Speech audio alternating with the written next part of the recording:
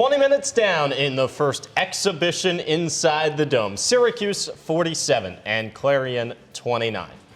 Welcome inside our Newhouse studios for the ACC Network Extra Halftime Report. Andrew Selover, Riley Underwood, as we have kicked off the 2024 basketball season. Riley, so much to break down about the new looks for Syracuse and Clarion, but what's your first thought from that first 20? First thought, Syracuse coming out really strong, dominating in the first half of that first half, but then Clarion coming back a little bit. They made it closer down the stretch. Less than 20-point lead for Syracuse at the half. Let's check out how we got there with the first half highlights inside the Dome. Tipping off basketball season between Syracuse and Clarion in the first exhibition. Boy, it is good to be back on the hardwood. Peter Majstorovic tips it off for Syracuse, and the Orange underway with the basketball against the Golden Eagles, and it wouldn't take long to hear from Mr. Majstorovic, the freshman showing up early. Yeah, his first points of the day got the start. Pretty nice start for Peter. Serbian comes in from playing professional ball in France, and then down under with the big Colorado transfer, Eddie Lampkin from the Buffaloes to the Orange. Eddie Lampkin was a presence in the first half, and hey, there's Donnie Freeman's first buckets as an Orange. Donnie Freeman, the highest-ranked recruit for Syracuse since Carmelo Anthony. He's showing off the new orange and white threads, and he's throwing it down as well. That's what you pay the money to come see him for. Big dunk from Donnie there, and hey, they're shooting it from the three as well. Chris Bell did not get the start today, but he comes off the bench, and he makes it from deep. Clarion would have an answer as the game went on. They would hit a couple threes to make it closer down the stretch. And then Gavin Cody, the best shooter on this team, couldn't get the three ball going, but he made a few from inside the arc. He did, and they were so focused on defending the three that he can kind of pump fake and get around them and get a good mid-range look. Speaking of threes, Chris Bell, there you go again. That's what Syracuse fans like to see from number 4. Always good to get Chris Bell back in rhythm after not starting the game. And Donnie Freeman, Peter Majstorovic had points in the first half. How about the other freshman? Elijah Moore hits it from behind the arc. And Syracuse, again, with that 18-point lead at the half. Tough half from 3 for Clarion, so they had to go inside the arc to make it closer. And we thought going into this game that 3-ball might be a difference for Clarion, but they've made up for it by getting good inside looks. Rebounding margins, Syracuse up by 3 down on the boards. Maybe a surprise it's not even more with the size advantage the Orange have. I'd say so. Eddie Lampkin has been getting physical, but Clarion proving that they can play physical as well. So Clarion gets a little closer as the first half wears on. Syracuse still out in front big time, 47-29 at the half. We'll tell you more about that first half when we return to the ACC Network Extra Halftime Report.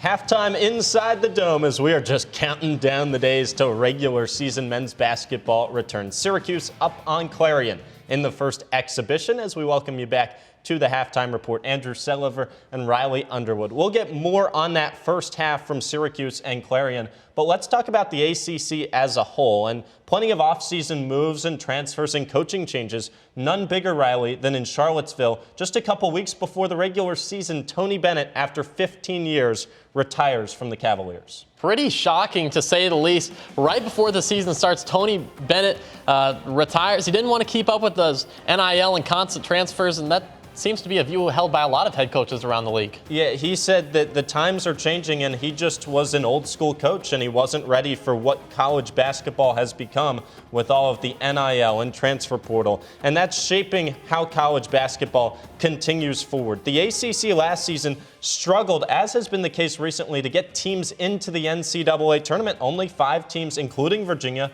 made the big dance. Well, this year and in years forward, they're going to have to want to try to get that back on track and get the ACC back at the top tier of the basketball conferences. But it's interesting when you look at those teams that made it, leaving out Virginia, all 4 of those other teams, Duke, North Carolina, Clemson, North Carolina State, they all made it to at least the 3rd round of games of Sweet 16. And more on that big recruit for Duke as well coming up in just a bit. Let's talk about the preseason ACC poll as well. Syracuse picked kind of in the middle of the pack in this season's ACC. As you look at the bottom half, 3 teams right up at the top there, Notre Dame, Syracuse, Georgia Tech, all with second-year head coaches Micah Shrewsbury, Damon Stoudemire, Adrian Autry trying to make improvements in year 2. What do you see here at the bottom of the poll? Well, I see all 3 new teams near the back half. It'll be interesting to see what they can do. SMU won 20 games last year, which doubled their total from the previous year. And those other 2 teams have struggled. California's last winning season, 2017. Stanford last winning season, 2021. A couple of interesting first-year coaches as well to point out. For SMU, Andy Enfield comes in after a decade at USC. Interesting to see what he can do in Dallas in the first year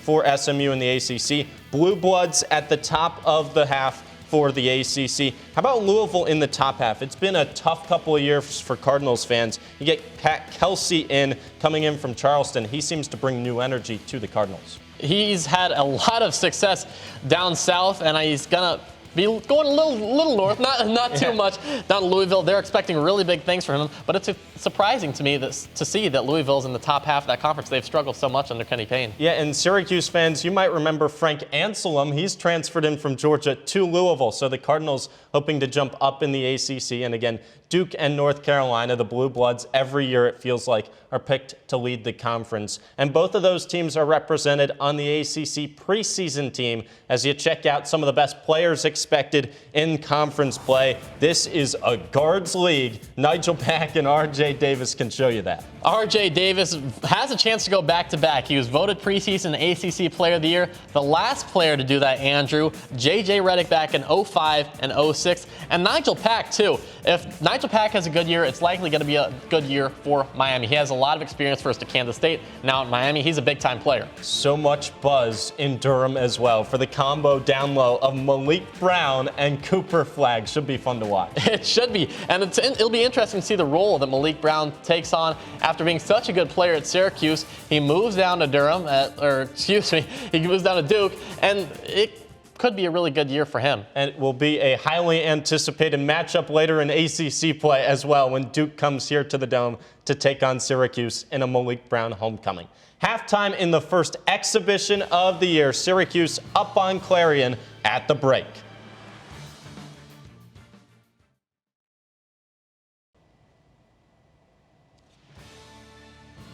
Finishing up your halftime report at the break between Syracuse and Clarion as we are getting the college basketball season started.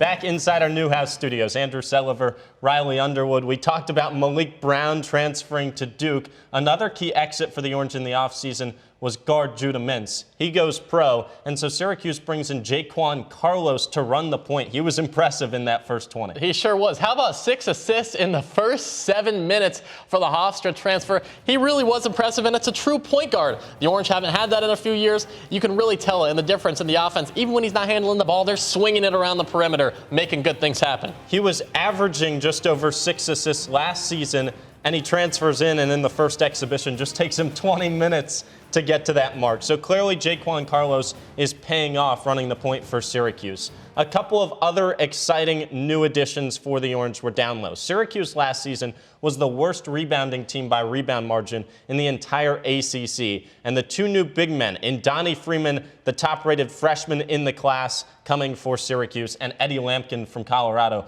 both of those guys are playing big time down low. Sure have. Eddie Lampkin's been a force down in the post. And Donnie Freeman's been playing good from the mid-range as well. They have a few new facets to their game. That pick and roll, a little give and go action. Eddie Lampkin, he had a nice pass at the end of the first half. Jaquan Carlos for the end one, too. He can move the ball around. So Syracuse has much more size down low than they did last season. Haven't seen Naheem McLeod yet off the bench for Syracuse today. He can bring plenty of size as well. But how about Donnie Freeman's ability to just score the basketball? He's the top prospect Syracuse has had since Carmelo Anthony for a reason. You saw it in the first half playing with that swagger. Surprised the referees didn't tell him to tuck that shirt back in. But he's playing with a swagger, playing with a purpose. Donnie Freeman, as good as advertised so far. Pretty sure after that first bucket, he untucked it. He was showing off the new jersey, and he never once tucked it back in after that. Didn't matter for Donnie Freeman. He goes 3 of 7. And Eddie Lampkin, how about that vision late, too, on the assist. Yeah, really impressive. He's not just a big man that can just bruise you down low. He can do that, but he can also do those other things. He can shoot it a little bit, and he can pass, too.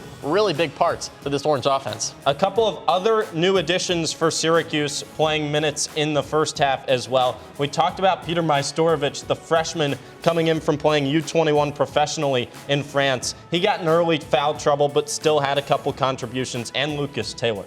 I really liked Lucas Taylor. I'd like to see more of him in the second half, but he threw it down, showing off the vertical. Both those guys can play some major minutes this year. That first half, after Syracuse leads by 18 at the break, who was most impressive from you on the floor? I would have to go with J.J. Starling. He ended up as the second leading scorer for this team in the first half, but he did it very efficiently, 100% from the floor, and somehow the leading returning scorer from last year is kind of slipping under the radar for this team. J.J. Starling, my most impressive player for the first half. And for you in the second half, with Starling a returner, he could really shoot it, and he was so efficient. Who do you want to see more of, though? Who did you not see enough, and you want to see themselves prove themselves in the second half? Well, Andrew, I want to see the Choppa come out. I want to see Elijah Moore in this one. I think he's a really big part of this offense. He can shoot the ball lights out. Only 3 shots so far and 1 make, but he showed that he can drill it from deep, and I think he's a player that can step up, especially with these main starters maybe taking a break as the Orange lead continues. We saw Chris Bell knock down the threes early for Syracuse off the bench. Saw one from Elijah Moore. Still waiting on that celebration, though. Yeah, I'd like to see it come out, but I'm sure we will have plenty of chance to see it in the second half. Chris Bell, really impressive, too. Came off the bench, hit some threes, just like we're used to. Yeah, we talked about how Chris Bell can be one of, if not the best, pure shooters from behind the arc in the ACC this season. After last year, he was second best in three-point percentage in the conference. Time to get you back to the JMA Wireless Dome for the second half action in the first exhibition between Syracuse and Clarion. Back to Matt Park and Eric Devendorf on the call.